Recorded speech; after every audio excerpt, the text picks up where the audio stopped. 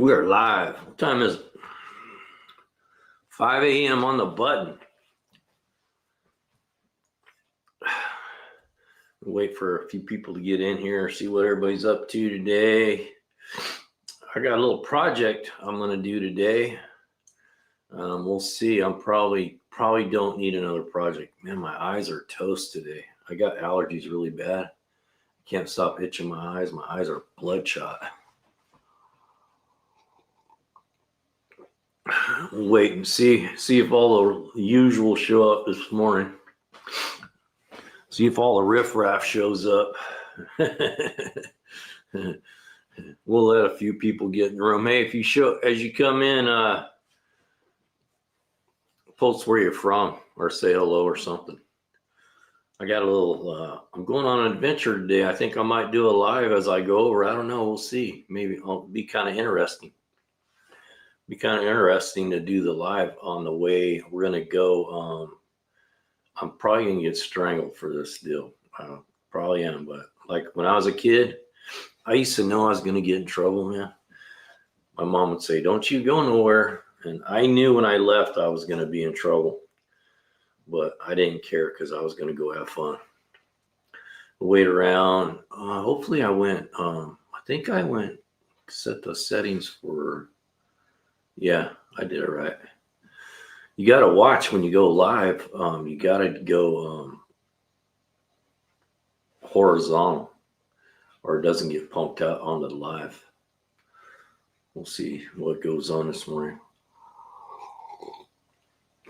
Everybody's probably just getting out of bed, heading to work this morning. I need to do the same. I got work to do today. We'll see. See how many people will get into the live today. Been kind of slow. I'm gonna go look at a boat this morning. I thought I'd do a live, take you guys with me. Do a live on the way over there. It'd be interesting. I'm looking at a relic of a boat. I'm gonna go try to save it from the boneyard. I thought it'd be a fun little video post. Yeah, as you come in, put where you're from or who you are. Probably the usual riffraff will show up here shortly.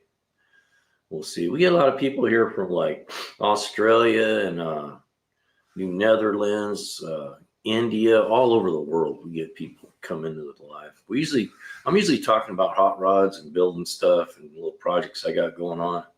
So I've been a mechanic for 4 years, and I just do these lives. They're kind of fun in the morning. We just shoot the bull a little bit and talk about hot rods and that kind of stuff. So here we go. We're getting a few people coming in. How's everybody doing this morning? I got a little project I'm going to go do today. I'm probably going to get strangled for it. I know I am, but I'm going to do it anyway. When I was a kid, my mom would say, don't you be leaving. And I knew when I left, I was going to be in trouble, but I didn't care because I was going to go out every time. GM. Hey, Loveless. Welcome to the live. Dan County. Hey, brother, I'm Dan. What kind of boot are you going to look at? Oh, boat. I can't even read this morning. I'm going to show it on the screen. We'll probably get a few more people in here. I'm from Oregon. Hey, welcome from Oregon. Man, I love Oregon. I went up to Oregon, did a trip up the Oregon coast in my motorhome one year. Man, it was a blast. Good morning. Hey, Scout, how you doing? Haven't seen you in a bit. You must have been busy. We're on Saturday morning from where I'll be listening as I walk in my pups. Okay, hey, that's cool. You know, I was thinking about doing a podcast. A lot of people have been telling me they listen to the live, even though they're doing other stuff. We had a guy call in a couple of weeks ago, or last week, I think, and not call in. He said, hey, can you give my kid a shout out? He listens to your lives all the time. I was a little surprised. Young kids used to be good. Dan Canoy, what do you mean it used to be good, Dan? Oh, Oregon. Yeah, I guess Northern Oregon's better. Southern Oregon, all those. Hey, thanks for saying that, Scout. I appreciate it. So I'm going to probably be in a doghouse today. I know I'm going to be, but I'm just going to do it anyway. So I need another project like I need a hole in the head, but I seen this 63 Elgin fiberglass Elgin, little fiberglass boat. Man, it's clean as a whistle. And I talked the guy into a good deal on it. And Betsy's probably going to kill me when she gets home and sees that boat sitting in the driveway. Hopefully she's not listening to this live right now. I'll get a phone call saying, "What are you doing?"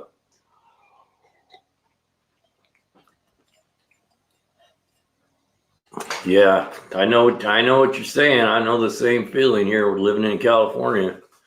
I've been really thinking about going to the Philippines, man. Seriously. One of the guys here, I talked him into it. I kept telling him he was kind of bummed out, having a hard time in his life, just kind of down and lonely and stuff. And I said, "Hey, man, if you got money and you're set pretty good, why stay where you're at? Go hang out in the Philippines, see what you think." Say when. Yeah, Dan, for sure, man. I'm serious. Come spring, we're gonna go. Me and my girl, we're gonna take a week and go to the Philippines. We're gonna fly to Manila, and don't think I'm rich, because I'm not. We can't even hardly afford to do this. Believe me, we shouldn't be doing it, but we're gonna do it anyway. That's why I went out here. I can't afford to do anything, but we're gonna fly to Manila. We're gonna land in Manila. And then we're going to fly from Manila to Cebu. And then we're going to go to Dumaguete, and we're going to get some little motorbikes, and we're going to ride all over Dumaguete on motorbikes and check it out. It's so cheap to do stuff there. You can eat like dinner for $5. You can go to the spa for the day for like $7. It's like crazy how cheap it is over there. Anyway, I'll show you guys this project I'm doing. What do you think? I'm thinking, a boat. Oh, you may be in the doghouse. We'll have a boat to sleep in. Yeah, for sure. I know I'm gonna get in trouble. It's a good deal though. I can't pass it up. Look at this thing. Hey, I figured out how to share my screen with you guys. Let's see if I can do this right. Share screen. What am I supposed to do? I want to do. There it is, right there. Share. I want to figure out what's that about. I want to see part of it. I guess bring this down or something. There we go. You guys see that?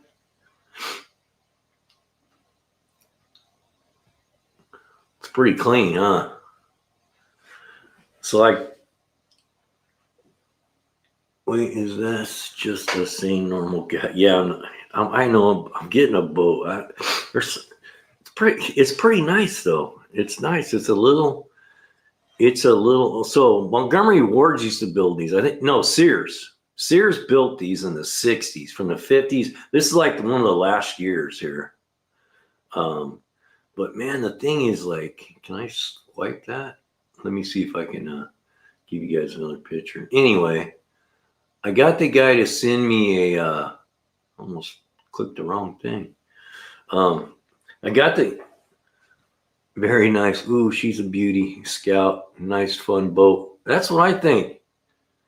I'm not sure. So here's the deal. Here's how I always do stuff. Here, let me take this down. You guys got some eye candy.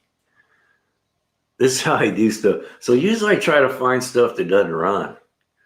And when I talk to him, I text him. I found it on Marketplace. It's about 2 hours from my house. I found it on Marketplace, and the guy says, I talked him way down on the price to begin with. And then he said he doesn't have a battery in it. He doesn't know if the engine runs. He goes, it's been sitting for a while. So, and I said, well, I just want to make sure it's not seized up. If it's not seized up, then it's worth buying. If it has a seized motor, but I got it dirt cheap, man. I got it for the price of what the trailer is worth. The guy, I talked him down to $500. And I'm going to try to talk him down to 400 when I get there. So if I can get it for $400, I can sell the trailer for $300. So I'm only out $100 bill if it doesn't work out. But I think it's going to, because these older boats, man, most of them just need the carburetor cleaned out, and throw a battery in them. And the wiring looks horrible on it. So I could probably, I'll do some wiring on it, because that don't cost me anything. That's what I do.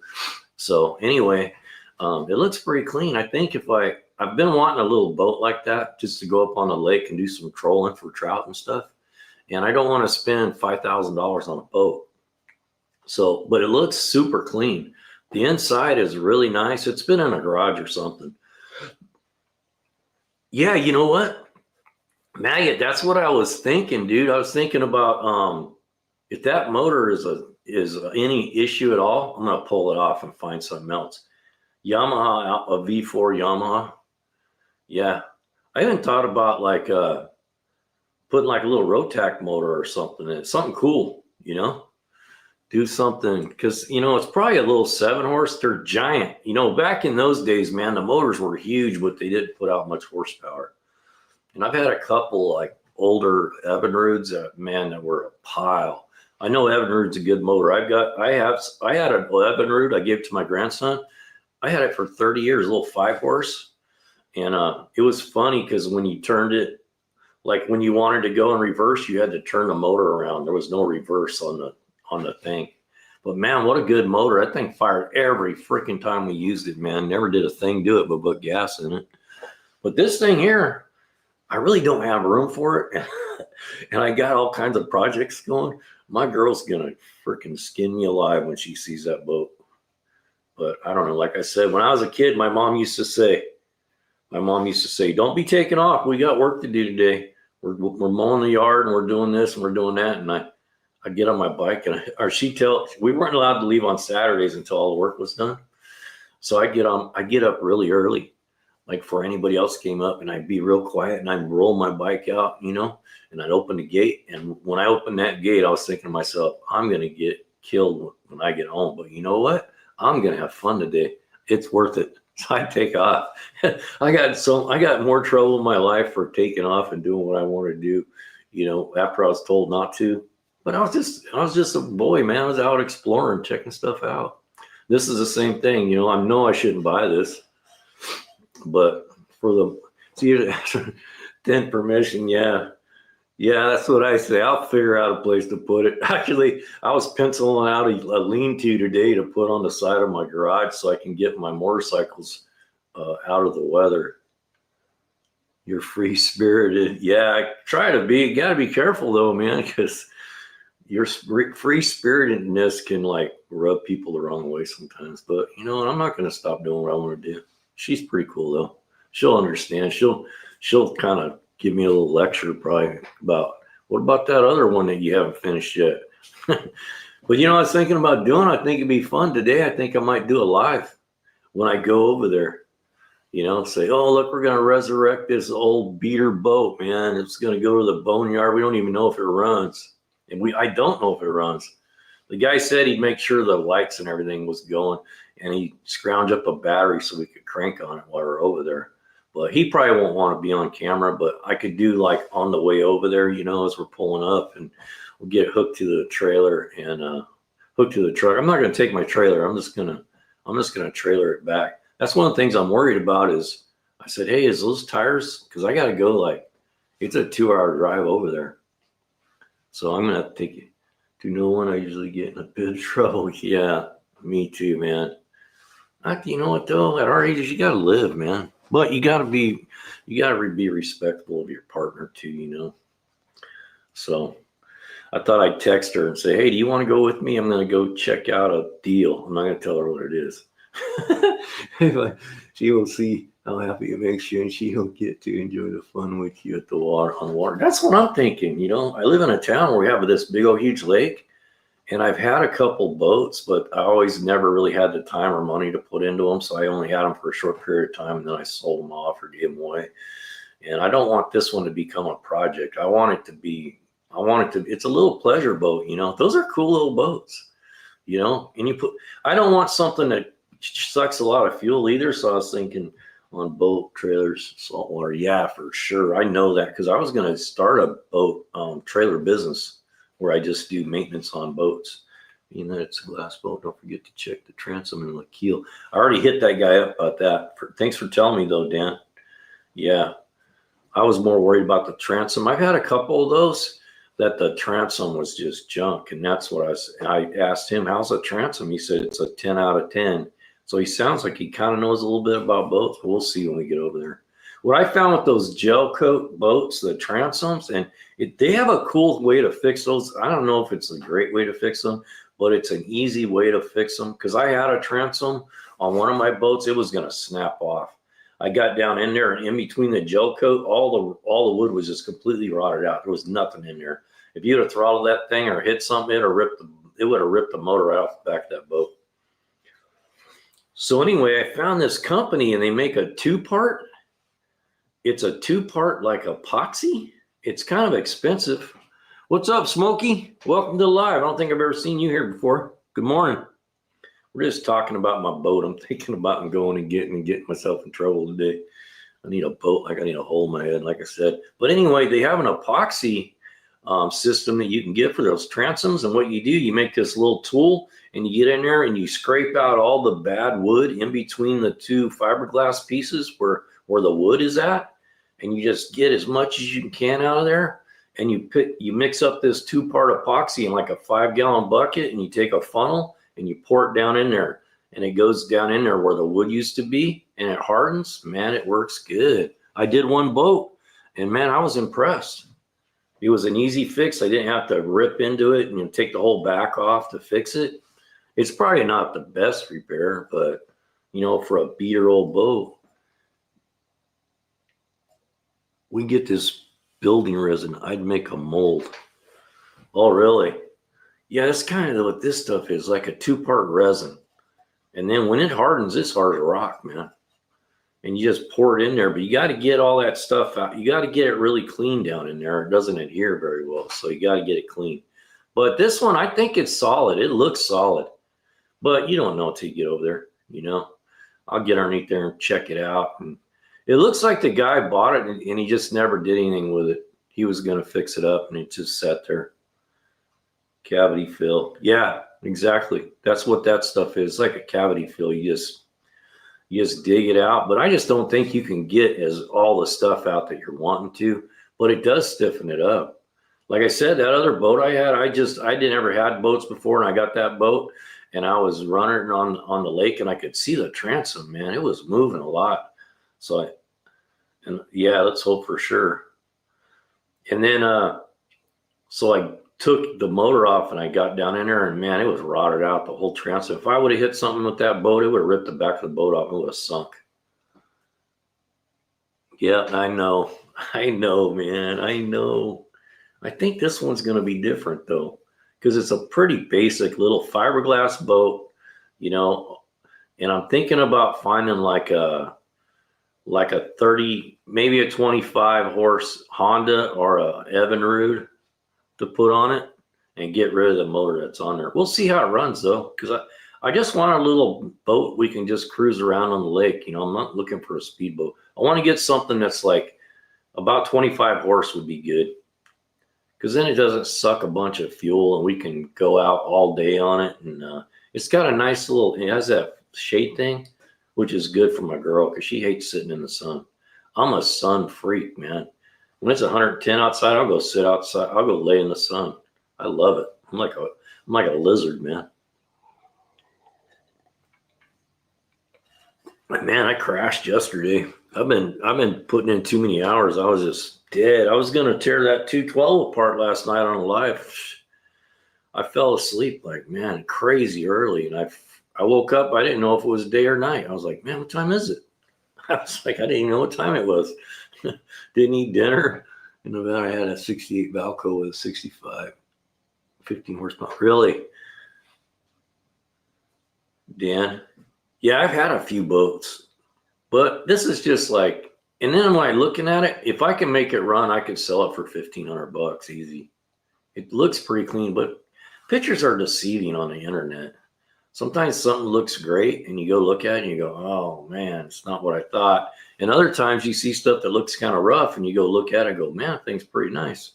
So pictures are deceiving. That's why I tell people, man, go look at stuff. Even though it doesn't look like much, sometimes you go look at it and go, man, this is pretty decent. As long as it plane's all good. Yeah, for sure. We'll see. It's not no powerhouse of a boat. I looked it up and they say a lot of the ones on those Elgins ran a 7.5 horse motor on them, but they're a big motor. They look like a 30 and they're only a 7.5. But you know what? It's just a little fishing boat, just get out on the lake kind of boat, go do some catfishing, maybe just go out on the lake for the evening or something, just whatever. Nothing fancy. My grandson, man, he's got like a $40,000 bass boat. Topaz Lake, really? Yeah. That's why I want to get one. I live here in this town where I got this big old huge lake and I never use it. I mean, I go up there. I'm getting too old to crawl around on the banks, man. I just want to get in the boat and go fishing. And you can catch so much more fish when you can get out on the boat. And it kind of fits into the channel too. You know, I'm trying to teach people that once you learn mechanics, it's all the same, man. Like right now, I'm going to go look at that boat. Compression is compression, you know, fuel is fuel, and you know, it's all the same stuff, man. Once you learn it, once you learn the concept of ignition and fuel systems and timing and all that stuff that goes with it, you can work on anything. You don't have to be, you know, limited to one thing. Like that thing there, I never been into one of those little 212 little Predator motors, but I'm gonna tear it down. I looked up today, and there's I'm trying to keep it like budget friendly. I'm trying to think about how can I put together an Amazon build for like under $200. So I found a kit today where I can get like a billet aluminum flywheel, comes with a piston, a rod, an updated rod, with the springs. So it comes with everything but the camshaft. And that's kind of what I want anyway, because I want to pick my own camshaft. So I'm thinking for $200 I can build this Predator motor, because it already has a good exhaust on it and a good intake mount. If you guys don't know what I'm talking about that's new here, I got this little 212 Predator motor. It's a little motor like out of a mini bike. You can buy them at Harbor Freight, but they're kind of a cool little motor, man. They're like a little one-cylinder motorcycle motor.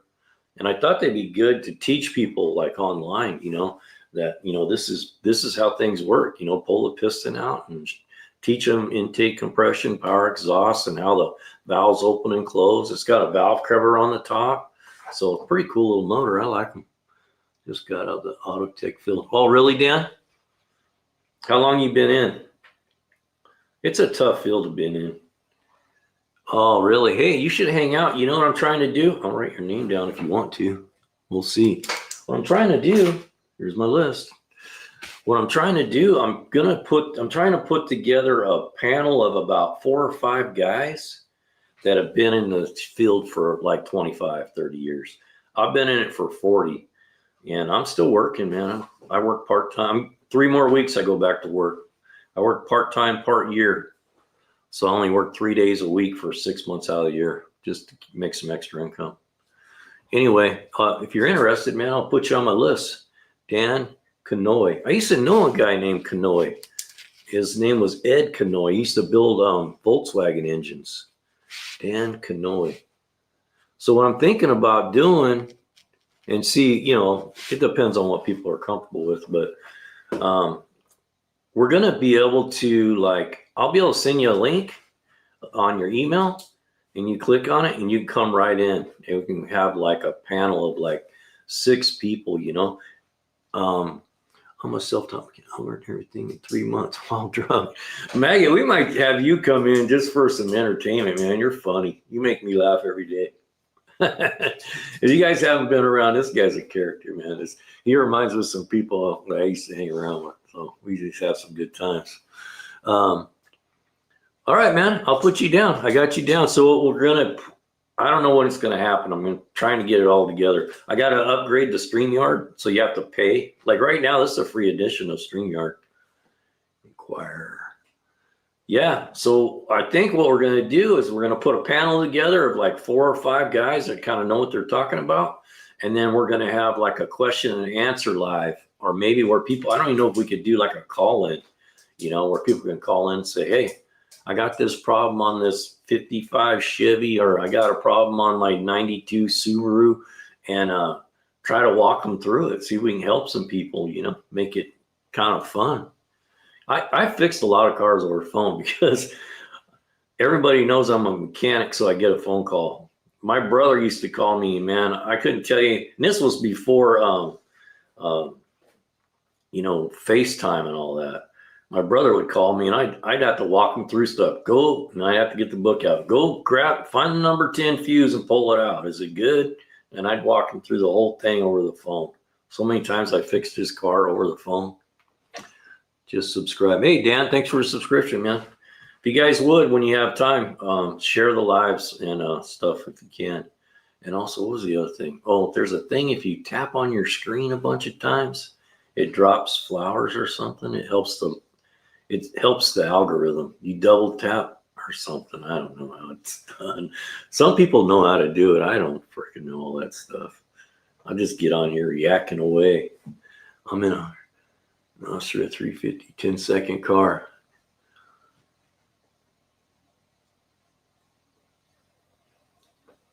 I'm in.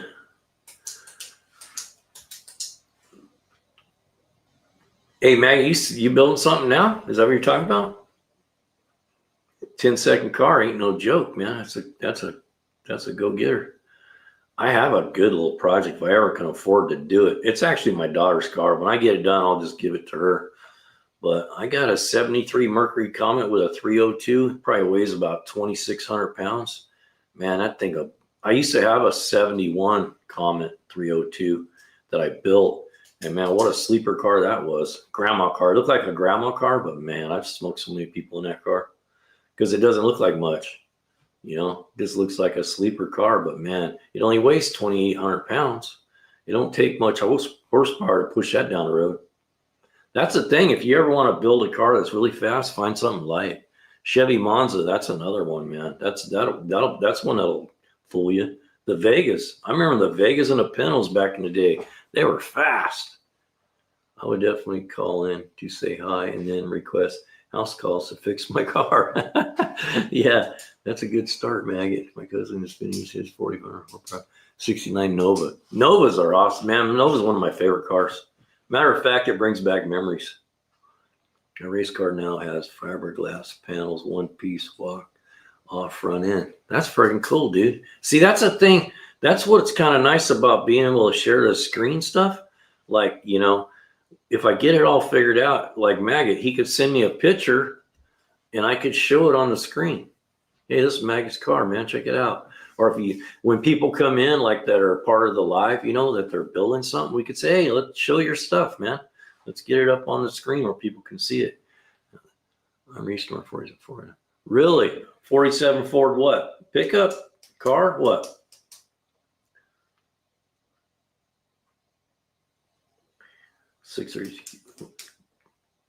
Dang, that's a car there. That's a lot of money too. You start building in big motors like that. I had a buddy used to drag in, man. Well, that's cool, dude. A 47 Ford pickup. I had a guy at work that had, I'm not sure what year his was, but it was around there. He had it since he was 16. It was his first car, and he still owned it. He was like 70, and he was still building it. He was so meticulous, crazy meticulous guy. That's cool, Smokey. That's really cool. Where are you from, Smokey? Are you here in the U.S.? Well, I'm sure you're already building a 47 Ford. Last run was, whew, that's a good run. It costs so much money. I can't afford to run a car like that. I can barely afford to go buy a $500 boat today. A Bama boy. Yeah, that's a good quarter mile. That's fun stuff. I just never could afford to do. I have the technology. I have the ability to do it. I just don't have the funds to do it. That's what happens when you raise a family, man, or you're not making a ton of money.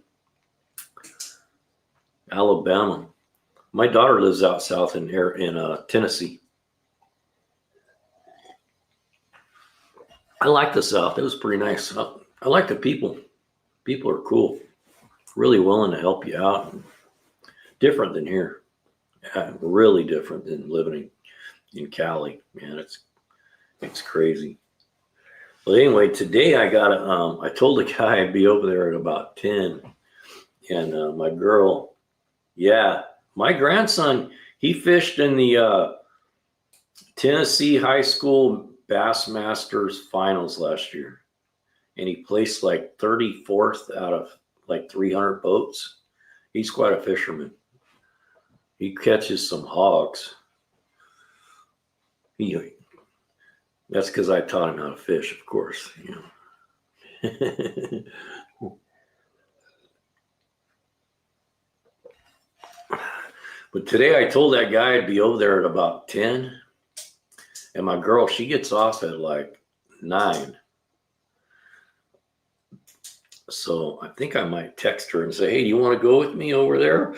Or I know what she's going to say. What are you doing? What are you buying? How much you pay? How much you spending? And I'm going to say, none yet. You want to go or not? You can go or you can stay. If you stay, maybe you can make me some lunch when I get back. How do you think that'll go over? I'd say I better get me some lunch on the way back. I'm a little worried because it's not registered, but I'm just going to tow it here. I'm not going to screw around with that. I'm just going to tow it home. You know what I did today? Nothing. So if you guys didn't know, Maggie, he's in Australia. So it's nighttime where he's at. There's nothing wrong with that. I want to do that. I did that for 5 years, man. Well, I didn't do nothing, but I just got to do whatever I wanted to do. But then you guys heard it before. My wife passed away. And so I had to go back to work. I was retired for 5 years and I had to go back to work. And I went back to work for the same place I worked for 25 years. But it worked out, man. I like doing what I'm doing, building police cars and doing all electrical stuff. So it's not bad. They give me good work to work on. They give me stuff I don't want to work on. I'll just go home. I don't know. I have good bosses, man. The 2 bosses I have, though, my boss I used to be his boss. So, Australia. Australia. Is that what you call it? Australia? Not Australia? Australia. What do you... Maggie's pretty cool dude, man. You guys will get to like him. He's kind of character. He reminds me of that movie, Tombstone. He reminds me of me. Now, I do hate him. Not Australia. Australia. Okay, I'm learning the Australia lang. That way when I go over there, I'm putting my Harley on the back of that boat I'm getting. I can strap that Harley on that boat and I can meet you at your house in about 2 months. Give me a little sail.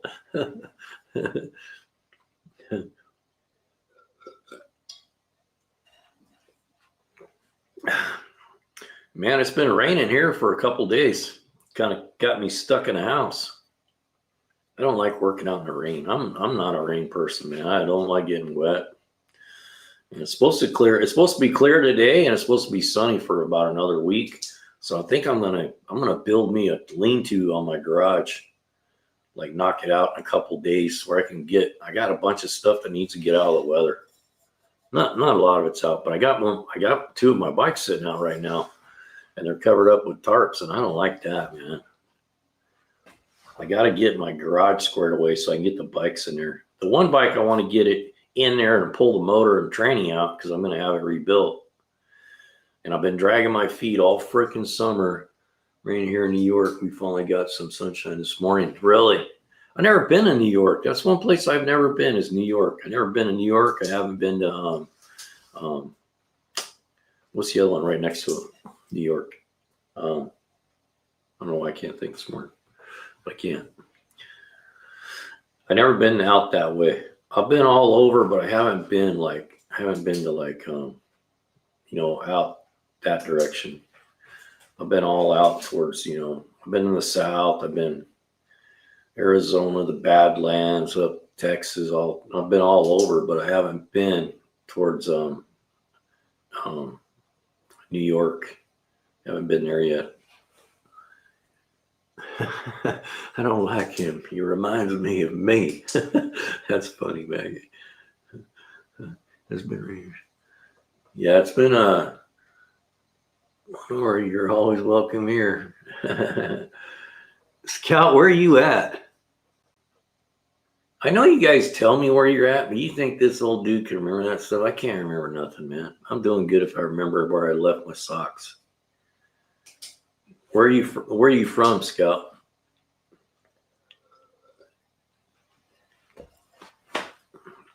And you ride, don't you, Scout? I think we talked about that your husband passed, and you right? Am I on the right track here? Because my memory sucks.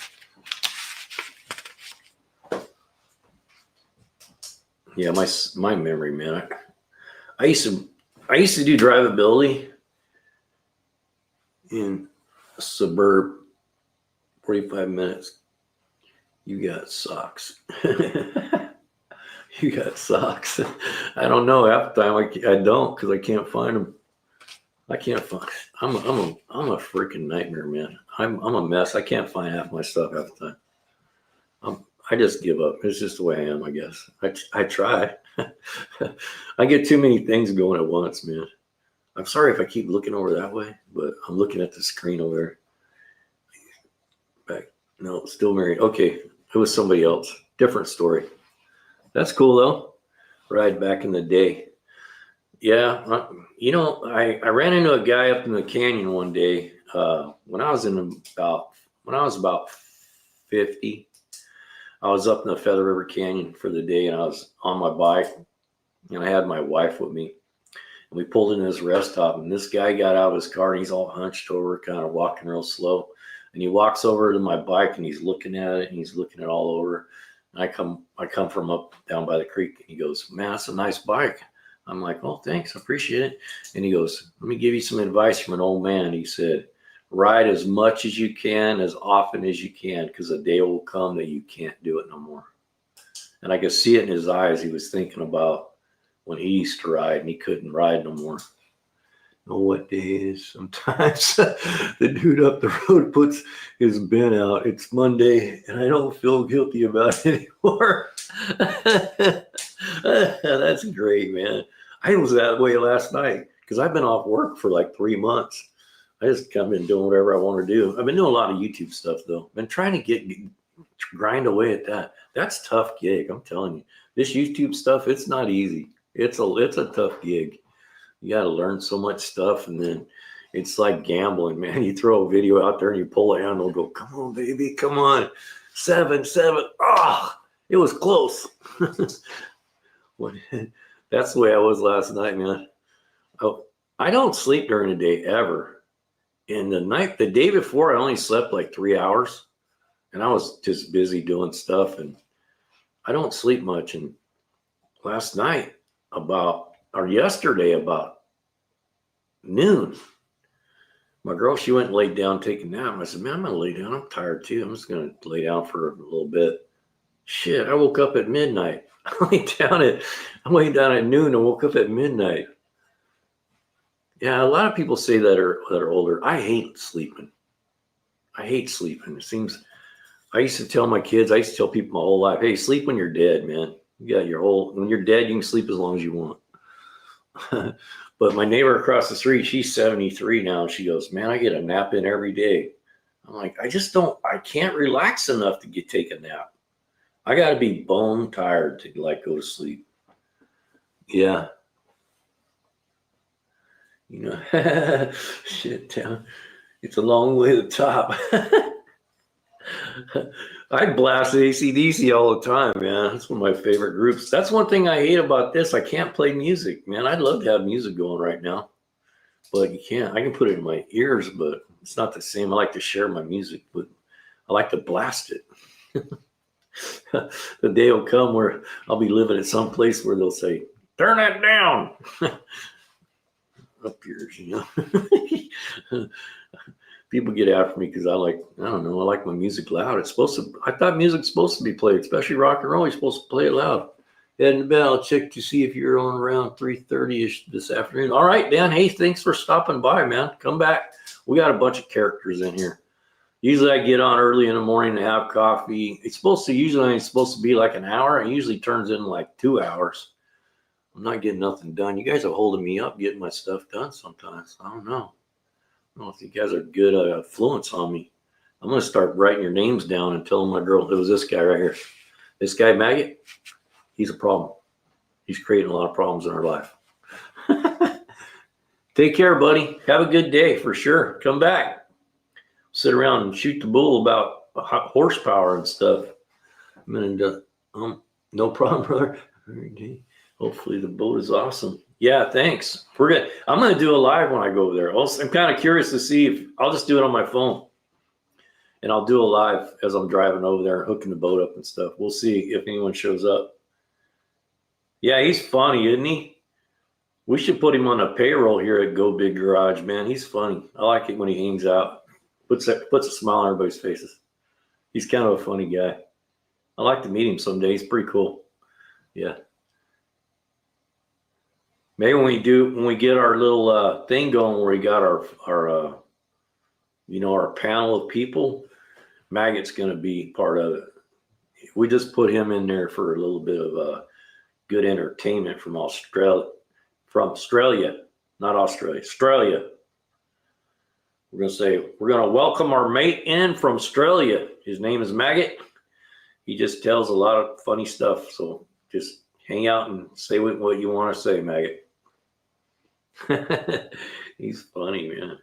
I got to get that thing out today.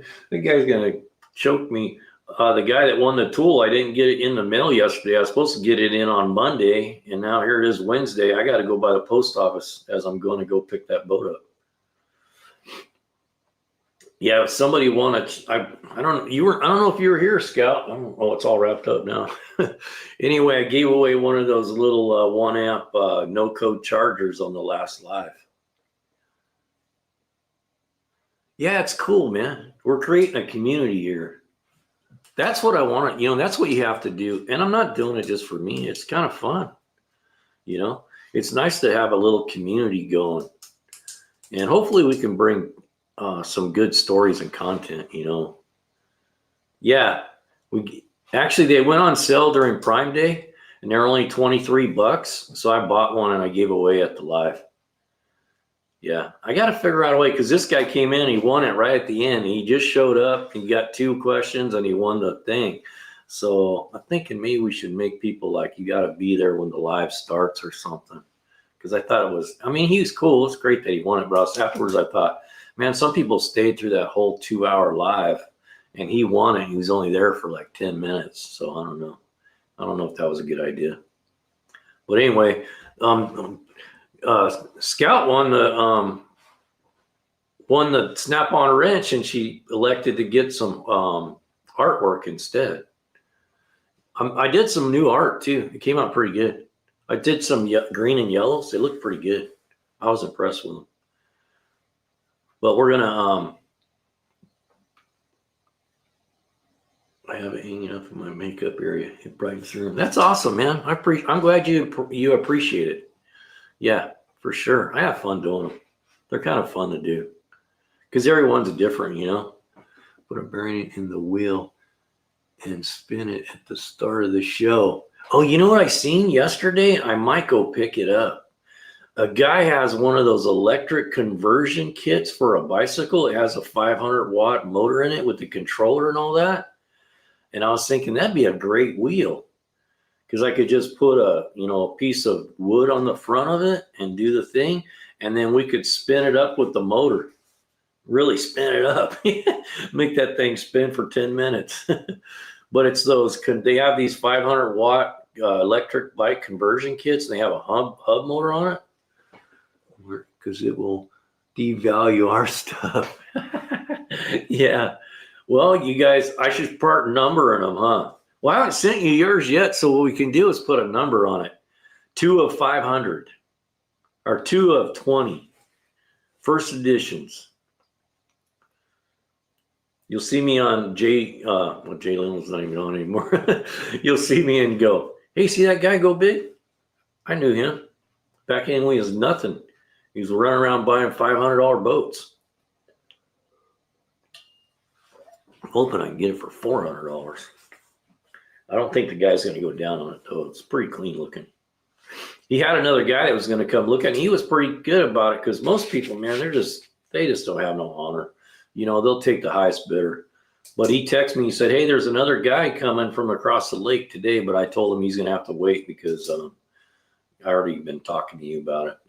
And that's kind of a sales tactic too. Sometimes I used to use that. People would come to try to buy a car, and I'd say, all right, well, there's another guy coming later today, so you better don't drag your feet. Boy, they'd be there because they don't want to miss out. So I've done this game for a while. So most people are pretty cool though, man. You know, you just go over and talk to them, be honest with them. You know, just shoot the bull a little bit. I won your very first famous art piece. Yeah, well, I'm glad you won it too. Maybe I hope it does become $1 million art piece someday. You know, maybe you never know what life's bringing you. I keep hoping that the channel's going to take off, but we just keep grinding. It takes a while. I'm pretty happy though. I mean, I was looking at our stats yesterday. Abby, no, I'm not. I'm not. I have a girl in my life. She's great. I'm in California. There's a bunch of people here from different places. Scout's from New York. I'm trying to remember all this stuff so I can remember. Maggot, he's from a different planet called Voltamar, I think. No. Maggot's from Australia. He's an Australia guy. I will slow steady. You want quality over quantity. Yeah, I know. I try to stop myself from that. You know, I try not to just blow stuff out there just to be posting it. I've been trying to be on a 1 week, a video a week is more than you think, man. You don't think it's much, but a video a week is a lot of work. Okay, you're going, man, you know what? These guys that say that stuff to me, it just gets me going, man. Because I know in the real world, they wouldn't say that to me. They would not. They'd be going to the dentist the next day. What are your thoughts on the 70 Buick Skylark? Skylark's a cool little car. A 70 Skylark? Yeah. Ben Hardwick, welcome to the live, by the way. I usually do these sometimes in the mornings when I'm having coffee, but we do a live on Friday nights where we do trivia. And then if you get a question right, you get to spin the wheel for some artwork. And then when you get a question right, you go on the list for the end of the show. And at the end of the show, we give away tools. We gave away a no-code Genesis battery charger last week. I'm getting old. I might have to settle for $5,000. Well, some lucky person's going to buy that for $5,000. They're going to be telling, man, I paid $5,000 for this and I just sold it for $500,000. I have one that I am restoring. Ben, what are you're restoring the Buick? I was just telling these guys, we're going to try to figure out a way when people come on, we can show your stuff on the screen. So what I got to do, I got to set up another email that's just for the show. And then I can post it and I can have you guys send stuff through that email. And then I could just do the stuff on the show on there. And then I could download pictures of you could shoot a picture of your Skylark, where you're at on it. And we could, show it on the show, talk about it. It'd be cool. And actually, we can bring people into the live now. Well, soon. I got to upgrade the StreamYard. But once I upgrade the StreamYard, we're going to be able to bring people in. And you can just have your camera set up on your car. We could do like a one live where just show people what they're doing, what they're building. And then you could put your camera on your car and go, hey, this is my Skylark, man. What do you think? Show the process and where you're at on it. We got a lot of ideas about the lives. That'll be pretty cool. Yeah, restoring a car is a lot of work. It's the love of doing it though. I've been around a lot of people that have done restore work, and I've built a few cars, but not to the level that these guys do them. And because I'm a mechanic, that's what I do for a living. And but all the guys that I've ever been around that did hot rods and stuff, it's just the love of doing it. And then when they get them done, they usually sell them so they could do another one. It's not about making money. I mean, sometimes you can, but for the most part, you put a lot of money into those when you restore them. It's hard to get it back. It's more about the love of taking a old car that was all rusty and looking like it was ready for the boneyard and bringing it back to a beautiful piece of artwork.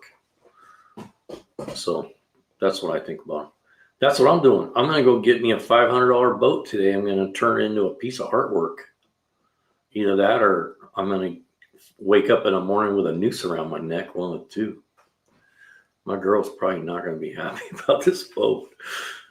Hope she's not watching this live right now. I'm probably not, because the phone hasn't rang yet. She's at work right now, so maybe she's too busy to know what I'm up to. Anyway, I'm going to call and see if she wants to go with me. I got to get the right receiver on my truck. I got a 99 F-150. Hey, if you guys ever get a chance to buy one of those, what a good truck that's been. I don't like truck vehicles that have computers in them. It's the only one I own that has a computer in it. And but man, it's been a good truck. 99 Ford F-150 with a 5.4. Man, it's been a great truck. It's really comfortable. And I always tell people, man, because people overspend, you get to where you don't have no money because you overspend. And I'm telling my kids and my grandkids, buy what you need. Don't buy what you want. That's how you keep yourself out of debt. I've only bought one brand new vehicle in my life, and I bought one that was 2 years old. But I bought one brand new vehicle, and I bought a Honda 750 Spirit C2, little cruiser looking thing with flames on it and stuff. Looks pretty nice for a Honda. I bought one for my wife, and I paid $7,000 for it from the Honda dealer. But that's the only vehicle I ever bought brand new. Everything I've ever owned since then has always been, I bought a truck with a blown motor, put a motor in it. My favorite truck I ever owned was an 87 Suburban, and I bought it with the guy seized the motor, ran it out of oil, put a brand new motor, brand new train. I rebuilt the whole truck, front to rear, man, everything. It was like a brand new truck when I got done with it. I wish I had held on to it. I'll tell you that 87, the first year fuel injection, is probably one of the best fuel injection systems GM ever had. You don't have any problems with them. Once in a while, they blow out a throttle body gasket and the idle would get real high. But man, you could fix it in like 5 minutes. I love all my crap. Yeah. I got rid of a bunch of stuff, man. I had so much stuff here. And then I was selling my house. Me and my wife was going to sell our house and get in a motorhome and just travel for a year or two. And then she got sick, and we sold all of our stuff off. So I'm slowly collecting junk back again. I'm waiting on my dad to die. He's got a really nice car for an old dude. Yeah. You better call him on his birthday or be nice to him, He ain't going to give you nothing. You should go over there and mow his yard for him once in a while, cook him some breakfast. He's gonna give you a wooden nickel. That's probably what my kids are saying.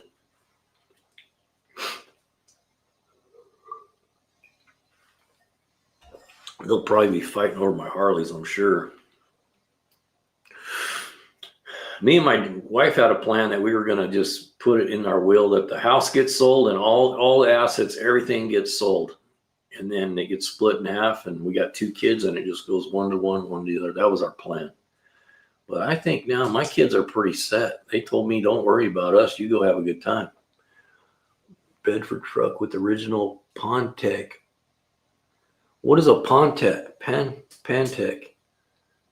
A Bedford truck, a 46. What's a Pantec on the back? Maggot, what is that? I'm unfamiliar what a Pantec is. A 46 Bedford.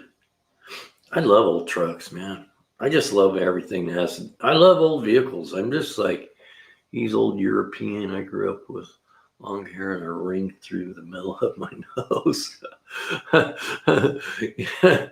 Well, he probably still loves you. I'm sure he does. He's a big box. Oh, okay. Big box truck then. I love all old vehicles. I just love old stuff. I love seeing something that's like, it's just such better quality. Even if they're rusted, they're repairable. Like these things now, they're not repairable. These things we're buying and spending $100,000 on, they're piles of crap. They really are. Take it from a mechanic. When you buy a brand new truck, you just bought the biggest turd in the world. Okay. Split windscreen. Yeah, so the windshield looks like a cockpit type windshield. Huh? That's the way my 53 Chevy was. Had a cockpit window. They used to be really common back then because they had flat glass. So they would just put two pieces of flat glass in the windshield. Easier to replace too. Like my motorhome, it's flat glass. So if it gets broke, you can go into any glass shop and they can cut a piece of glass for it. It's just, we used to do stuff that makes more sense. Now everything is so hard. Like some of these newer motorhomes, I talked to some guys and motorhome windshields get broke all the time because they're traveling all the time on the highways. And this guy talked to me. He said his windshield on his motorhome cost $5,000 because it's contoured around like this to the front, so it's rounded and it rounds that way. He said the glass was $5,000 to have it installed. I'm like, man, my motorhome barely costs that. I paid $7,000. Well, if you guys go to my, if you go to the videos, I left, I don't know if I did a short. I think I did a short. Maybe it was a long. Anyway, I dropped a video, wooden seat mounts. That's freaking cool, man. I love that kind of stuff. That's just, to me, is the coolest thing ever. I dropped a video about my motorhome. I got a 1987. If you've never seen a really good quality coach, man, go look at a country coach or look some up online and look them over. Man, they're just time machines. Original. It's so expensive. Yeah, that's crazy, huh? You know, I could replace the windshield of my motorhome for probably like $300. But it's an 87. It's got a big block Chevy big block 454 in it. It's carbureted. It's got a 400. It's got a turbo 400 trans, best transmission ever built. And the inside of this thing, man, it looks like you just walked into a showroom floor. It's just perfect, man. It has everything in it is original. Still has original salmon colored carpet and flowered couch that looks like you just took the plastic off of it. Box off the back, put windshield in, paint, clear, lacquer, drive on.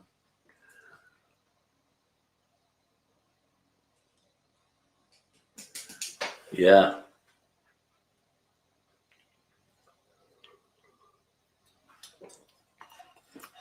But I bought that motorhome, man. It's dirt cheap, and gosh, it is in such good shape. It's just crazy. It has the original GM bumpers on it. And man, the chrome is just like, it's like brand new chrome. It's like crazy how nice it is. I mean, I'm not a particular guy. You know, I don't care that something's old as long as it's functional. To me, that's more important. Because these newer motorhomes, man, you hear people buying them, and they're the worst quality you can imagine. The country coach, they used to build them one at a time. There was a crew of people that followed that coach from start to finish, and they built them one at a time. So that was the first year of country coach. It used to be called country camper, and it was three guys. One used to work they all worked for Monaco, I think, and they left there and they started their own branch, and that's where country coach came from. There's a guy named Bob Lee. He was really into pushing the RV industry. And he was the one that started Country Coach, and man, he built some nice units. All the cabinetry in that coach it's solid. It's solid. You can get it in walnut, cherry, a couple different types of wood. But you know how you get in a motorhome and they got those paneled doors on them? Not this, man. They're solid wood, all solid hardwood. It's amazing quality. Drop a Chevy in it with it being Bedford, it will fit. Really? That's kind of cool. You know, that's one of the things I've thought about doing to make extra money. I see motorhomes all the time for free. People just want to get rid of them. And most of them, they either got a 460 Ford motor in them or a 454. And most of them are low mileage. They got like 20,000 miles on them because they don't get driven because they're in a motorhome. You pull that motor and trans out of one of those motorhomes, it's worth $1,000. But people are giving them away because they don't want to do the work. I thought about just getting a friggin' sawzall, just cut the walls off, split it open, get in there, jerk that motor out. There's $1,000 bill. There's so many ways to make money on stuff like this. People just, boats are another one. I think you can make decent money on vintage boats. Just put an ad and say, we'll pick up your unwanted boat, and just go out there and look and see what they are. Because vintage boat parts are expensive, man. I bought a magneto for another boat I had, and you couldn't get them new. You had to buy them used. It was $300 for that magneto, and it was just used, So vintage stuff is worth a lot of money. I'm always trying to figure out how to make a dime anymore. Shouldn't have to be doing this at 61 years old, trying to figure out how to make a dime. I spent too much of my life going out and have a good time. That's what happens. Can't take it with you. You might as well enjoy it. But anyway, what time is it?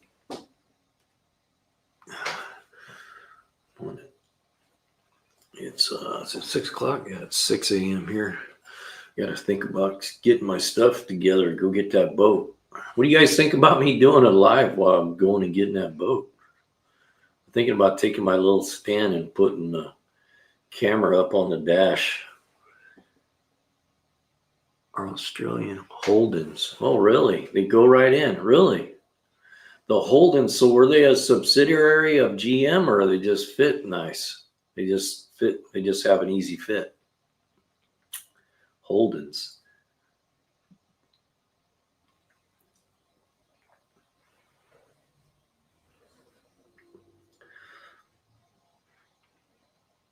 Take the tripod. Yeah. I got this little one. I got to figure out a way to. I got to attach it to the dash where I'm not messing with it when I'm driving, but yeah, I think I will. I got a nice little tripod for the phone now, so I'll mess with that a little bit. Let's see, I need to mount something on the dash where it's real solid and it's not in the way, but I'll probably do that, man. I'll do it live. I'll just see how it goes. Oh, I see. Holden family got the Chevy contract in Australia. See, I did that? Australia.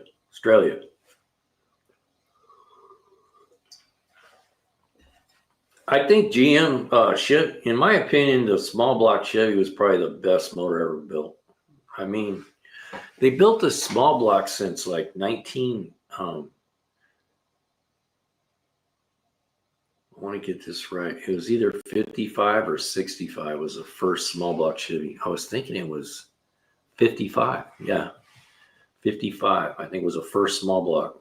And they've been around since then. I mean, even all this stuff they're still building it based on the small block Chevy. The 4.3, that's a small block Chevy with 2 cylinders hacked off of it. Australia slower. Australia. Okay.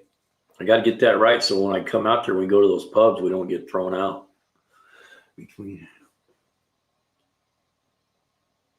Lucifer.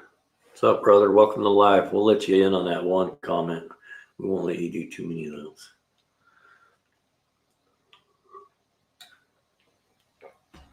Welcome to live. We're just talking about hot rods and old trucks and motorcycles and really cool boats. I'm going to go get me a boat this morning.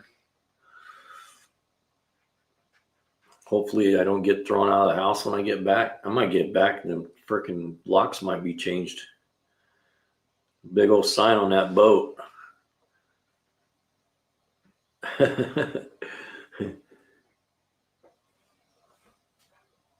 I'm not sure what 8D means.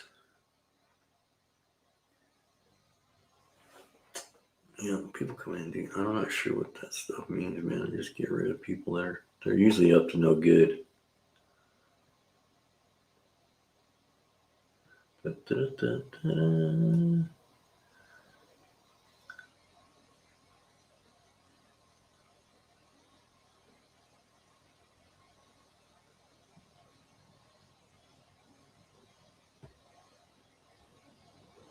Keep going. The only thing I'm worried about going and getting that boat, it's not registered. I don't have a good reputation when it comes to the police officers. They like to pull me over. I don't know why. I guess I look like a criminal. And it's not registered. And I gotta drive it like 2 hours. An old church downtown. You know, I've looked at a couple churches. Me and my wife was gonna sell this house. I was looking around for something to turn into a house for us. I looked at a couple churches thinking, man, those would be good rehabs for a big house. Because you can get a good bargain on them. And some of them are nice. They got that big where the sanctuary was, you know, not defacing God or whatever, but it's just a building. I thought, man, that'd make a nice little shop in there. All real nice wood and stuff. The old churches, I think, are kind of gems that are overlooked. People just look at them for churches. Right, permit on the back. Yeah, man, this is California, man. I don't know. Sometimes I just take my chances. And it's like I don't have time to go to the DMV and screw around with the paperwork this morning. And I'm just like, I just want to hook it up and go. So I don't know. I have a big trailer, like an equipment trailer. Not equipment trailer. It's just a real heavy duty trailer. It's rated at 17,000 pounds or 14,000. But it's a pretty good sized trailer. And I pull it with my F-150. But it'd just be hard to load that boat on there. I got a 12,000 pound winch on it, but I need to so in the middle, it just got two rails, right and left. So in the middle, it's open. I need to drop some lumber in there. So on that kind of stuff, like the boat, I could pull it on there. It's really, yeah, I won't be able to pull it on there. It'll be difficult. So I'm just going to pull it home. Cops love me. Me too. I think I got something written on me that says, pull that guy over or check that guy out. I just got a freaking ticket, man. I'm usually don't get in trouble, but because I can usually talk my way out of most things. But I just got a ticket recently, and I haven't had a speeding ticket, believe it or not. And I'm just lucky that I haven't because I drive like a maniac on my bike, especially. And I hadn't had a ticket in 30 years, a speeding ticket.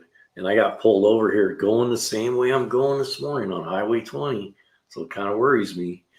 But a guy got me going 72 and a 55. That was a $500 ticket, man. $500. It would have paid for the boat. But I don't know. I think I'm just gonna, I hope when I get over there, it's worth buying. I just gotta, sometimes when you go a long ways to get something, it kind of encourages you to buy it because you came so far. But you gotta be like willing to walk away if it's not a good deal. Because if it's not a good deal,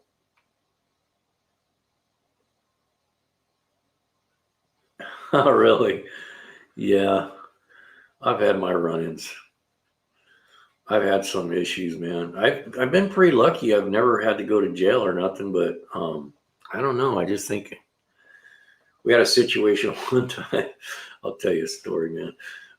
We had a situation one time where my sister-in-law, she broke up with her husband, and he took both cars, and one was in her name, and he took them both when he left her with nothing, and so I went down, I talked to the cop shop, and I said, hey, this guy took her car. It's in her name. Can I go get it? And he goes, yeah, if you can find it, you can take it. It belongs to you. It's in her name. You can just, it's yours. You're not breaking the law by taking her car back if it's in her name. I said, cool. So I figured out where these guys were at, and I kept cruising around. You got to just fly just under the radar. Yeah, that's what I do. And so I found out where it was. So she was with me. My sister-in-law, we drove the car over there, and I walk up the driveway and I look, and the keys are in it. I was like, oh, this is going to be easy. So I was going to go knock on the door. And so I just got in it, drove off, driving down the road, and I'm looking, and there's paperwork from the DMV right there. And I'm reading through it, and I look at the paperwork. He had sold it, and he put it in somebody else's name. He forged her signature, but it was in this other guy's name. So they knew where we lived at. They called the cops and said we stole this car. So here comes the cops. And they came to the house. So it became a big ruckus at the house. So while this is going on, my brother-in-law calls the cops and says, hey, you better get over here. There's a big thing going down, and there's a guy that's got a gun. And man, here comes the cops. Because he's trying to get them there in a hurry, you know. And I was like, you didn't even have to call him, man. I had it under control. No big deal. And so guess who they decided had the gun on? They jump out of their cars, man. This guy goes like this, 45 right in my face, tells me, get on the ground. Get on your knees. That's what he told me. And I had a bad knee at the time. So here I am, man, down on my knees in the gravel. It's raining. This guy's got a 45, 2 feet from my face. And I'm telling him, hey, can you point that somewhere else? You know, and he didn't like that. I'm like, quit pointing that at me. I'm on the ground with my hands up. What are you going to do? I said, you got the wrong guy anyway. They're the ones you came here for, not me. And boy, he didn't like that. I told him that. I called him Barney 5. And yeah, he almost took me to jail. But he kept pointing that gun at me. And he's got his finger like almost on the trigger. I'm like, get your freaking finger away from the trigger. Do you know anything about guns? Get your finger off the trigger, man. You're going to shoot me in the head and you're an idiot. Boy, he didn't like hearing that. So that didn't go well. But I didn't like the fact that he had that thing pointed at me. Man, it was pissing me off, really. But I've learned over the years, try not to get loud with cops. It just makes it for a bad day. I work with police all the time. That's what I do at work. Been fan for 6 months. Cops said, you can't keep him, but he's got to go to school. Yeah. Yeah, I've had my share of. I've been pretty lucky though. Like I've gotten pulled over a lot, but I've really been lucky about not getting in trouble and getting out of stuff that I should have got in trouble for. One time I was driving my old Chevy pickup, man, and I put the other plates on my other car on it. And we was going up the canyon to go swimming, and we had a little 1-barrel Stromberg. I think it was a Stromberg carburetor, little 1-barrel, and the floats would stick on it. We're going up the hill and it runs out of gas. So I get out, I'm tearing the whole carburetor apart. I got it up on the fender, got it all tore apart. You know, here comes the freaking highway patrol right behind me. I'm going, oh man, they're going to run my plate. They're going to know that thing is not registered to this truck and they're going to take me to jail. And so, yeah, I agree about the IQ thing. And so my sister-in-law, she's smart, man. She's good looking. So she starts yakking at the cop, man. Hey, how you doing? You know, she's like, gets all up in his face and he's like looking at her. I had a Rottweiler truck, bike, dog in the back. He's trying to eat him. I got 9 bike plates, 4 bikes. And so because he got involved talking to her, he just goes, well, you got it all under control? I go, yeah. I said, I know what's wrong with it. I said, it's just a float stick. So I'll put it back together and bang on the side of the carburetor and we'll be on our way. He goes, okay, have a good day. Man, I was sweating. I was thinking he's going to run that plate for sure. Tell him I'm kind of confused when I get 9 bike plates. What do you mean by bike plates? Like for what? And 4 bikes. My day is about to begin. Good luck today with the boat. I'll try to catch your live stream later if you can have a wonderful, blessed day, everyone. Okay, Scout. Hey, enjoy your day. I hope you have a great one. 100% mean that too. Good job. Thanks for stopping by. Listen to me yak away like a crazy man. I like to talk. As my girlfriend says, man, you like to talk. Oh, a number plate. Okay, I got you. 9 plates and 4 bikes. Registration number plate. I got that. I had that Road King, and when I bought that Evolution, I wanted to go ride it, and I didn't. It wasn't registered or nothing. Didn't have a plate on it, and so I got it fired up and running. I'm like, man, I got to take this thing out for a ride. Well, that's cool. So I said, man, I want to take this thing for a ride. I'm like, I just registered that Road King. was like, piss on it. I'm just going to put the plate on there. So my girl comes out, goes, where are you going? I said, I'm going to take this thing for a ride. She goes, it's not registered. I said, yeah, it is. I just registered it. So I put the Road King plate on there and I took it up the canyon and back. And I was thinking, man, I hope I don't get pulled over. This won't go well. But it's just ridiculous what you pay for registration in California. Everything you own has to have insurance and registration. Back in the day, like when I was younger, man, you could have 10 cars and only have one insurance. And it was cheap. And now you got to insure everything you drive has to be insured. And you can't get a sticker on it unless you insure it. It's crazy, man. So I downsize. I try to keep it down to a few vehicles because between my motorhome, my 2 trucks, and my 2 bikes, I spend like $2,000 a year on registration fees. Can you believe that? It's crazy. They just tell you to slow down or go home. That's good, man. It should be that way. You know, if you're out in the middle of nowhere hooking it up, man, you're not hurting nobody. Just pull you over and say, hey, slow down. Not me. I go 1 mile over speed limit. There's 4 cops. What are you doing? You know you're going a mile over speed limit? Yeah, go choke a chicken, dude. I work with cops too. I'm pretty fortunate because where I work at, I know all the police in this area. But we got 2 police. We got the city police and then we got the county police. So it's the county police. I can usually like get them to let me go. Man, I built that car. You don't want to give me a ticket, do you? I'm gonna be working on the brakes on that thing next week. You really want to give me a ticket? So I talk my way out of some of them, but the city cops, nope. CHP, nope. CHP pull you over, you're getting a ticket. State troopers pull you over, you're getting a ticket. You know, they don't mess around. That highway patrol that pulled me over, he was a young guy, like 25. He was G.I. Joe. There was no way I was getting out of that ticket. And when he wrote me a ticket, I said, did you look at my driving record? I said, I haven't had a ticket in 40 years. I said, really? I mean, I could see it if I was a guy who's speeding all the time. Can't you cut me a break? I mean, I haven't had a ticket in 40 years. He said, well, you got one today. I said, I wanted to tell him. I had to hold my tongue. I said, well, I'm glad you're doing your civil duty, buddy. My girl said, slow down, you're going to get in trouble. I said, I didn't say nothing bad.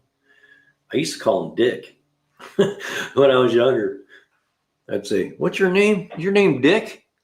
Oh, no, I can't see your badge. I thought your name was Dick. I used to do that just to irritate him. They didn't do myself a lot of favors when I was younger. It's a wonder I didn't go to jail more often, but I didn't. I don't know. I got something about me that they want to let me go. I don't know. Maybe they still want to deal with me. I used to be a pretty big boy. When I was younger, man, I was 250, 260, 6'1", big, and I had some guns on me. So a lot of them still want to deal with me. Say to those really young cops, does your mother know you're here? Yeah, that's what I should have said. Are you in the Cub Scouts still? You look like one of the kids down at the end of the block, man, a Cub Scout guy. They let you carry a gun? That kind of stuff irritates the crap out of them. I work with a lot of cops, and I did this one guy.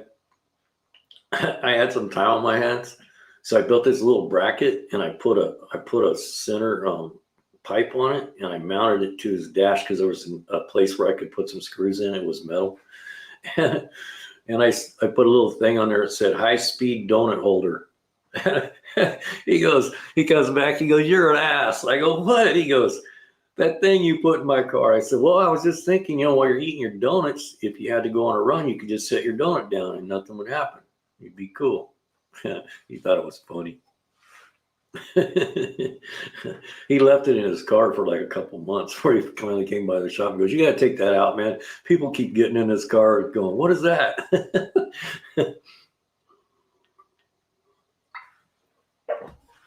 I'm kind of a character. I'm a little like you, Maggot, a little bit. I think we're kind of like pretty close. I think we get along real good. I got a buddy in Lisbon, Montana. He's the same way, man. You get me and him together, oh my God.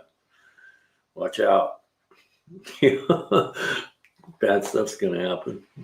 We don't have any common sense. Me and him, we get together. There's no telling what's going to happen. But I never went to jail. He went to jail before. He went to jail. It's fun. That's a funny story. I'll tell you this story and then I'll have to bail. So me and him, we went out fishing one time. I went to Montana. Or no, that wasn't in Montana. He was here. We were younger. He came over to the house, and I was really into bass fishing at the time. And I said, hey, let's go bass fishing. He goes, I don't have a fishing license. And I said, man, where I'm going, man, you never see a game warden. I've been fishing there for 20 years. I've never seen a game warden. He goes, all right, let's go. So we went up there, and we're sitting there fishing, and we're catching fish. We got like 6 fish on a stringer. And luckily enough, that day, it came unwrapped, and it floated out. We lost our fish. But it was foggy, and it was a cold day. You know, I was thinking the game warden's not going to be out. No way. So we're sitting there, man. We hear this little way off in the distance. It's coming right at us. And I look over at him. I go, you're not going to believe who that is. He goes, who? I go, that's the freaking game warden. He goes, you got to be shitting me. I go, nope, that's the game warden.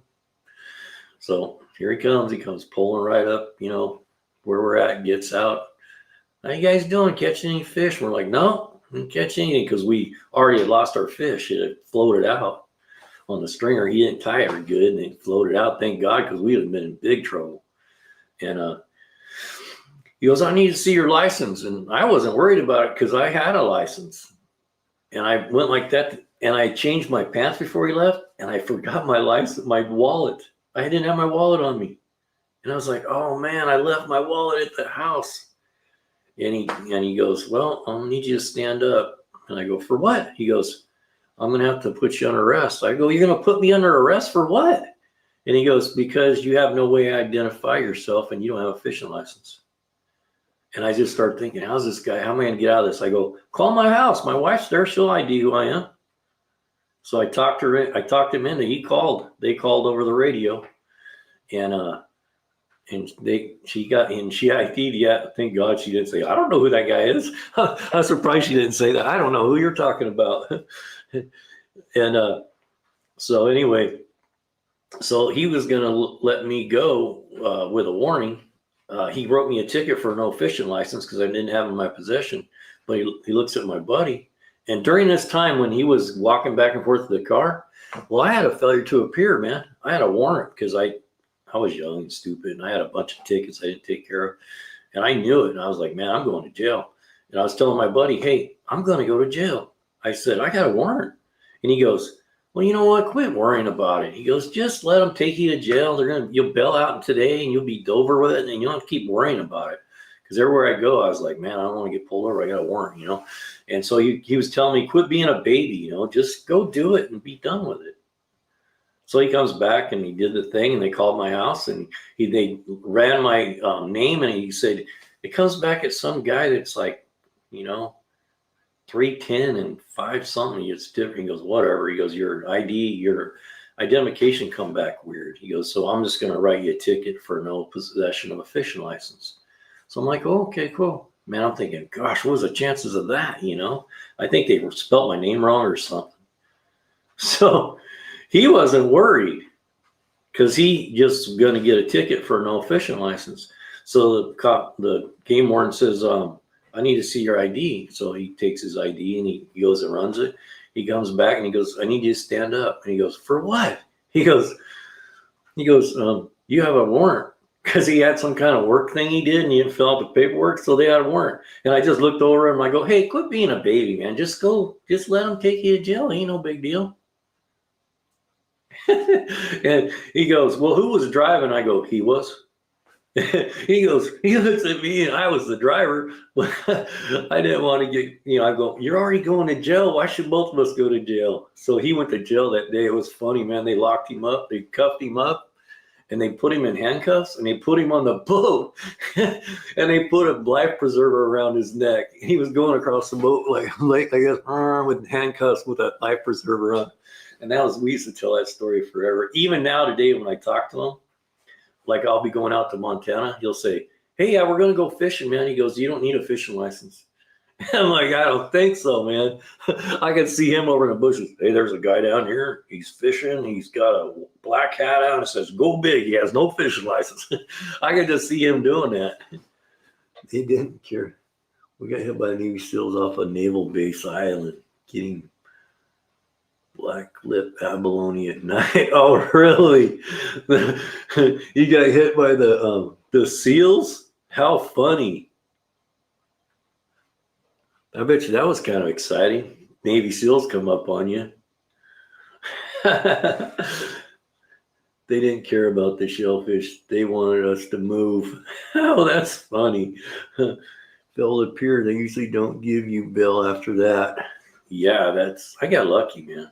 I would have went to jail that night if I would have ran my plate right. But I thought it was funny because he was all telling me, well, just quit being a baby, man. Just go to jail. I'll release you tonight. I'll come pick you up. So he was the one that went to jail.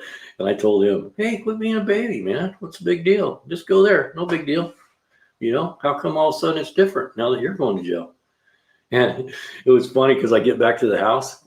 The phone rings. I walk in the house. I wasn't there 10 minutes. The phone rings. He says, damn it, come pick me up. They bailed him out already. So we talk about that story all the time, man. About the time we went fishing, he had to ride back to the cop shop across on a boat with a life preserver around his neck. He goes, I was more worried about him flipping that boat, man. He goes, if they flipped that boat, I would have drowned. He said, they barely had the life jacket on me and I'm handcuffed. He goes, man. And he told the guy, can you just give me one hand in case we go out? He goes, no. He handcuffed him all the way to the car. And he went to jail that day. I didn't go. He did. I was lucky. Well, we always talk about that now. Hey, if you guys are here, man, put down where you're from, what you're up to. This is Go Big Garage. In the mornings, we got a lot of characters that hang out here in the mornings. This guy, Maggot, he's one of them. He's like the main character. He's Australia. He's in Australia. He's kind of a character. Anyway, we do lives, and on Friday nights, if you're here, come check out Friday nights, man. We give away tools. We do a automotive trivia, and at the end of the night, at the end of the live, we give away tools. We just gave away a NOCO Genius 1 amp battery charger last week, and this Friday night at 7 p.m., we're going to give away a Snap-on wrench. So you guys come check out the lives if you've never been here before. It's kind of fun. I'm a mechanic, been a mechanic for 40 years, and so that's what I do. I try to teach automotive on the channel, and then I have videos that I drop that are automotive related. I'm gonna go get a boat today. I'm wondering how many people want to hang out with me for the live. I'm gonna go pick. Let me see. Let me put this. Hey, Mag, I'm gonna put this on the. I'm gonna put this back up on the screen again, so everybody can tell me. I should have my head examined. I'm gonna go pick up this. It's a 60. I think it's a 63. These used to be made by Sears. It's a. Now I forgot the name of it. See what happens when you get old? Your memory goes. So anyway, I'm going to go pick this up today. I'm going to do a live, go picking it up. We're gonna save this old relic from the boneyard. I'm probably going to get shot when I get home.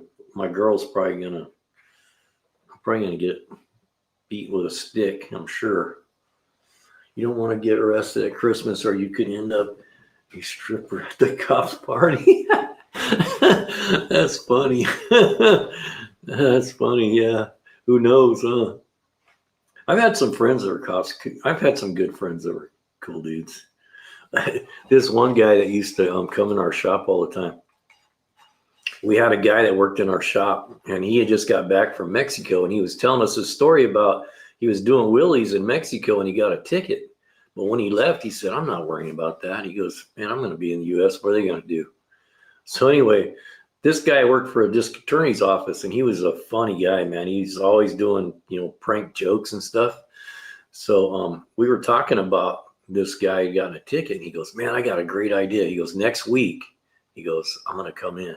I go, okay. And so what he did, he comes in and he walks in the shop, and he goes, walks up this, I even forgot what his name was now. But anyway, he worked for us for a while, and then he left. But he walks up to him, he goes, man, he goes, I got bad news for you. He goes, I need you to put your hands behind your back. He goes, what? He goes, yeah. He goes, we got a warrant for you out of Mexico. We got a failure to appear warrant. And it came into our office. So he thought, I'd rather come down here and arrest you than somebody you don't know. He goes, are you kidding me? He goes, no. He goes, you need to come right now. He said, I'm going to have to take you up and book you in. So he took him out to the car. He put cuffs on him. He put him in the back seat and he drove him all the way up to the jail. And he went up to the jail, and then he because the jail's only like a block from where I work, because it's right there where all the county stuff is. And he drove him into there, and then he drove through, and he says, I'm just messing with you. And he brought him back to the shop. He thought he was going to jail for a failure to appear out of Mexico. He was so mad. He goes, you guys, God dang it. He goes, I really thought I was going to jail. It was a funny story. We've done a few things like that where I work. Back in, when I first worked there 25 years ago, it was a lot laxer than what it is now. Now it's pretty uptight, man. You got so many rules, you can't do anything without getting in trouble. I got to stay away from people. I try not to go to HR. These young guys now, man, I just don't have the patience for them. Can't get them moving. I'm 61 years old. I outwork two of them. You can't get them to set their phone down long enough to do anything.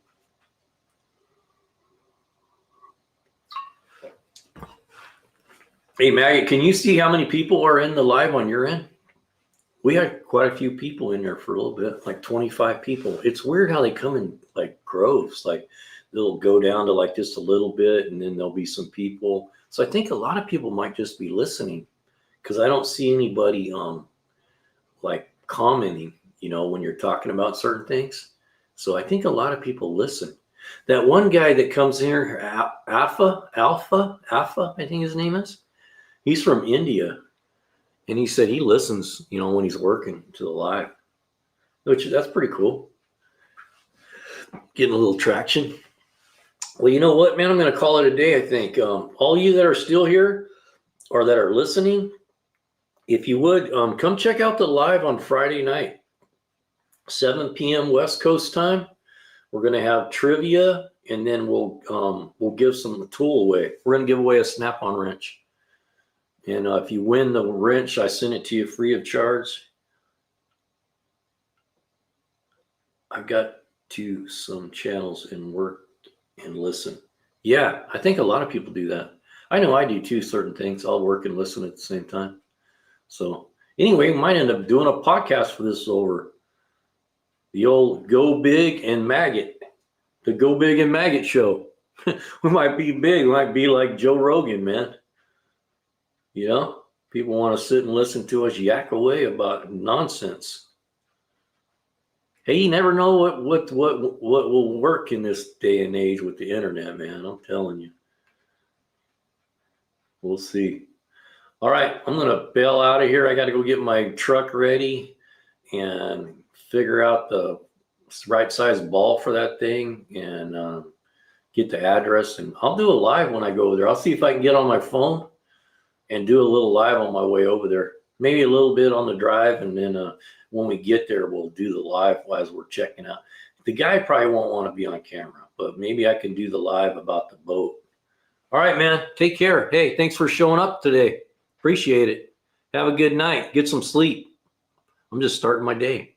Hopefully when you see me next, I don't have a big old knot on my head from bringing a boat home. All right. Later, dude. Hey, for you guys that are listening, we appreciate you listening to the live. And I usually do these early in the morning, but on Fridays we do a live where we give away tools and we do automotive trivia. And Mondays I'm thinking about doing motorcycle only, Motorcycle Monday. And I got this little mini bike project. I'm thinking maybe like Wednesdays, do Monday, Wednesday, Friday. Monday motorcycles, Wednesday we'll do an automotive thing where we're actually doing something. And on Fridays we do trivia and give away a tool at the end. So come hang out Monday, Wednesday, Fridays at 7 p.m. And then in the mornings I just get on here and, just blabber about nonsense. We get a lot of people that come on here and talk about hot rods and what kind of motorcycles they like and what they're building And then I can talk about, like, I've been a mechanic for 40 years. So I try to bring some content for people that are like, don't know nothing about automotive, and like, how do I, how often should I check my oil? What kind of windshield washer fluid, just whatever, just simple stuff, man. Whatever, we can take it down to the lowest level or take it to the highest, because I can teach at a very high level. I've been an ASE certified master mechanic for 40 years, and I think I got a lot to offer. So anyway, and also this is kind of a community. These people are starting to become real community here, and I call it the Go Big Crew. They show up and we all just have a nice little morning with coffee and just talk about whatever. And you can't see their responses sometimes, but we're gonna bring people on pretty soon where we got 2 or 3 of us talking all at the same time, which will be cool. Do like a little podcast. Thinking about doing a podcast. Hey, Easy Money. I'm just getting ready to shut down, man. I hate to hang up on you, but I don't know. Hey, you didn't get to see my boat. Let me check. Easy Money, he's a guy that comes all the time. He's one of those characters, man. Check this out, dude. I'm gonna go get this boat this morning. It's a 63. I think it's called an Elgin. They were made by Sears. It's a little fiberglass, like a little 14-footer. And I'm gonna go see. I got a killer deal on it. So I'm going to go pick it up. It's about 2 hours from my house, so I got to drive over there. But I'm thinking, how we can share the screen now? It's pretty cool, huh? Figuring all this stuff out. I'm thinking I'm a little worried my girl's going to strangle me when she sees me pulling this thing into the driveway. I wish I had a back gate I could go through. Tint the windscreen. Yeah. I got a smoking deal on it, $500. I'm going to try to get it for $400. The trailer looks like it's worth $300. So I'm figuring, I don't know if the motor runs, and I don't really care if it runs or not. As long as it's not seized up, I can fix it. To get that 67 base Camaro. Really? What kind of price are you looking at on that Camaro? Camaros are nice, man.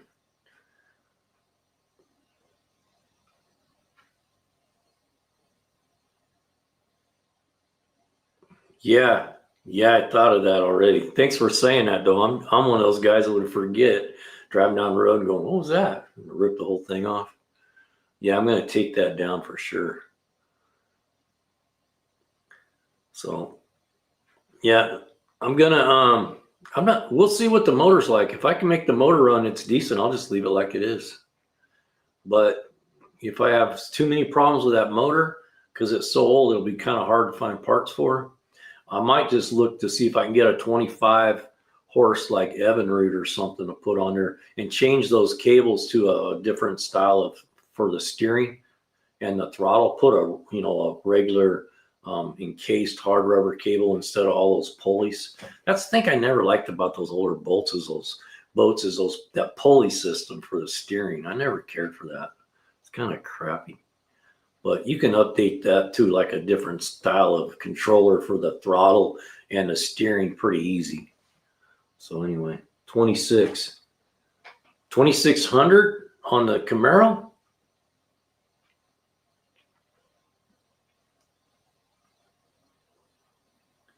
I don't think you can go wrong with that.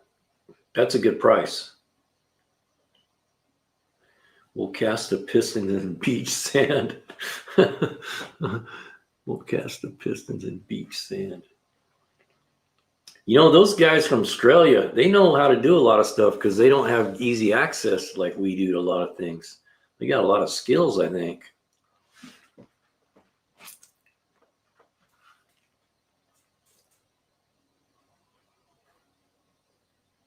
$26K. So it's a pretty nice car. That's why I said 2,600, man. You better go grab it. You know what though? You can find stuff like that. It's amazing how cheap it is. It's like you get somebody that don't know what they have. I missed out on one, man. This lady had a really nice 55 Chevy pickup, and it was at a yard sale, and it was really low price. And I was like, she don't have what she has. And I didn't make it over there in time, and it sold. because it was like bone cheap. It was like $1,000 or something. And when I looked at it on Marketplace, she had a bunch of stuff listed, like they were having an estate sale, so they didn't really know what they had.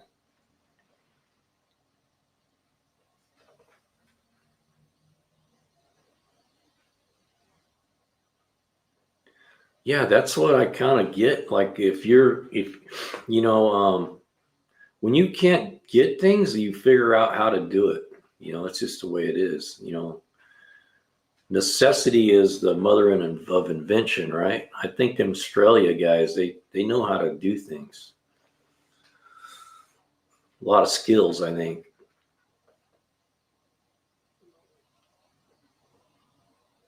A split bumper, 71. I had a 71 Firebird, man. I love that car. That was a nice car. I mean, it was a nice car, but it would have been a really good car to build. RS Camaro. That's a lot. So yeah, you're buying a pretty nice car. They want 25. Talk them down, man. I'm telling you. When you go to look at these things, I'm sure you know what you're doing, but I just tell people, take cash. Like that guy that wants 25, take 20,000 cash and go 20 cash, lay it on the hood. Be surprised how many people will say they can't walk away from cash.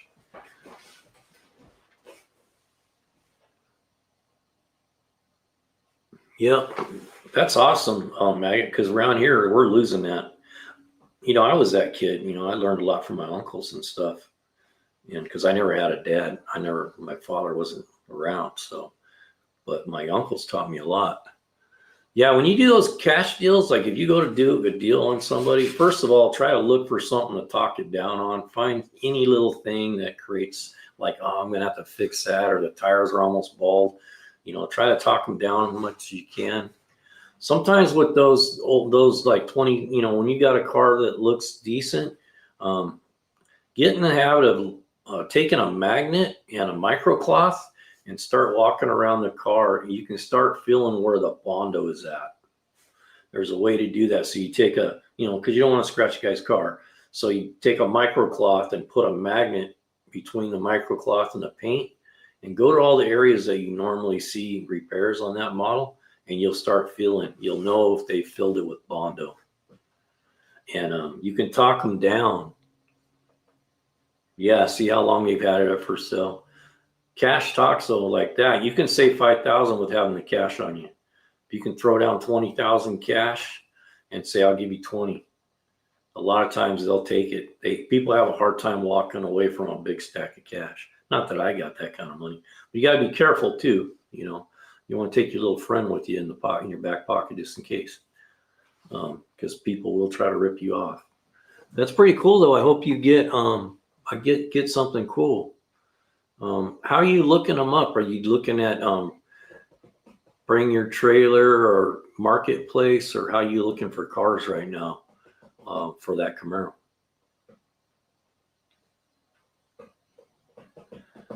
What's Easy Money? How you finding these? What are you doing to search for your car that you're looking for? Are you looking on bid sites, or you looking at Marketplace? Is a good place, man. Yeah, that's the way to go. It's the only way to go, Marketplace. And go look at 10 of them. If there's a bunch of them available, just be patient.